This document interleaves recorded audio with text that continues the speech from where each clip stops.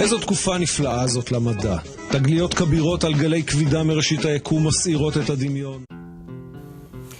For our project, we decided to channel the tech spirit and try our best to bring a video game to life.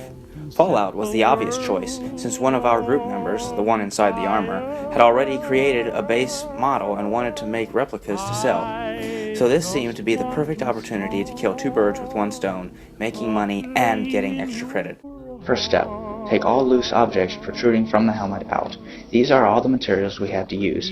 Basically, lube, things that combine to make a hard shell, things that combine to make a rubber coating, hard clay, clamps, sharpies, and gloves, and cardboard so we didn't kill the grass or mess up the clay. Now we create the front half of the mask. Clay acts as a boundary and creates a definite edge of mold. We push the edges down so that there is no gap between clay and helmet, so there is a good seal between the silicone and the mask.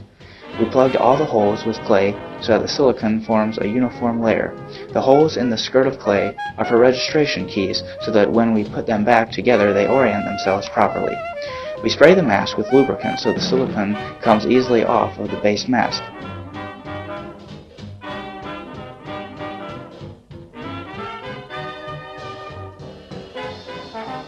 We combine the orange and white slime together in a 1-to-1 ratio to create the silicone mix that we would spread atop the mask.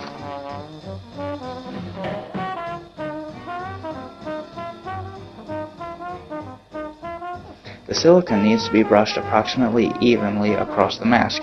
You don't need the silicone to be exactly even, since the part of the silicone that is touching the helmet will become the actual mold. Approximately 5 to 7 coats need to be applied so the silicone is thick enough, waiting about 60 minutes between coats to allow the silicone to sufficiently harden. Next, you apply a hard plastic layer atop your silicone. This will ensure that the mold will hold its shape and not deform during the molding process. Finally, to create the new mask, we go through a process called slush casting. This process entails pouring liquid plastic into the mold and then rotating the entire mold to ensure the plastic covers the whole mold. This is not the final product of the mold we made, but it is an example of a different helmet made by the same process.